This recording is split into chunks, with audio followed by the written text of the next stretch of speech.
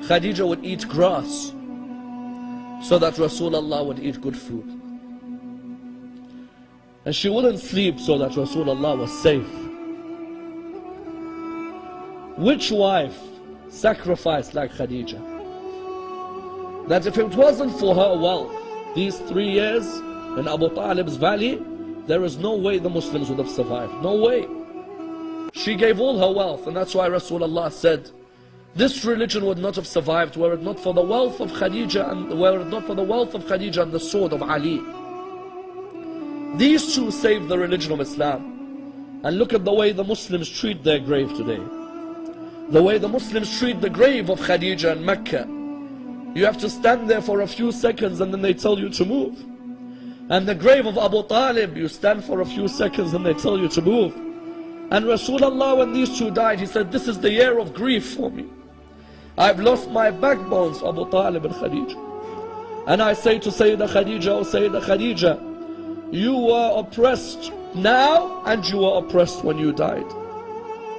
Someone says, what do you mean you were oppressed when you died? You know Rasulullah, when he came to bury Bibi Khadija, he came, but because they were so poor, the kafan that he had was not long enough to cover her body. The kafan was not long enough. Those of you who've had to bury your mothers or your fathers, didn't you have a kafan long enough to cover the body? Isn't it an honor from Allah? Khadija, the wealthiest woman, had no kafan. He would try to cover the body, there's no kafan. It is sad to see a human die without a kafan, isn't it? No human deserves to die without a kafan on their body. Rasulullah looked up towards the heavens. He said, Ya Allah, I am your prophet. And this is Khadija. I have no kafan long enough. I beg you, Ya Allah, answer my dua. The narrations say at this moment, Jibreel came to Rasulullah with 5 kafans. All of you know where I am heading.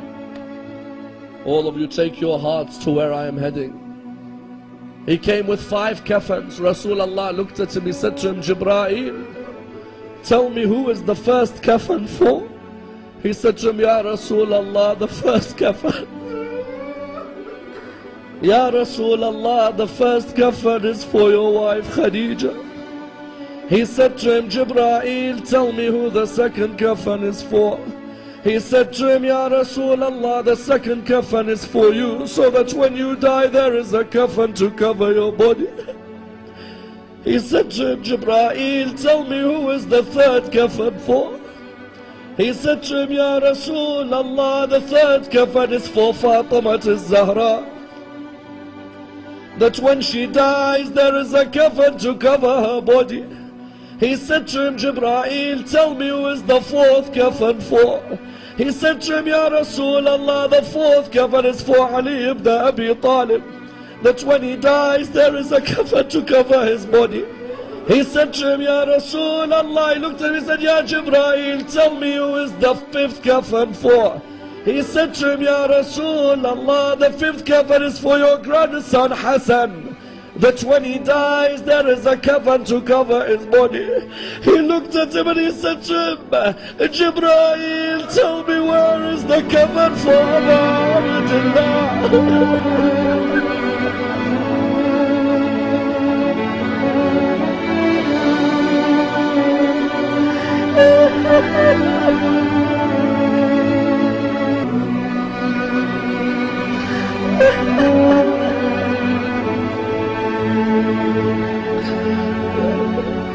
He said to him, Jibreel, tell me where is the kafan for Abdullah. He said to him, Ya Rasulullah, Abdullah will die without a kafan on his body. He said to him, Jibreel, why? He said to him, because the horses of Bani Umayyah will trample on the body of Abdullah.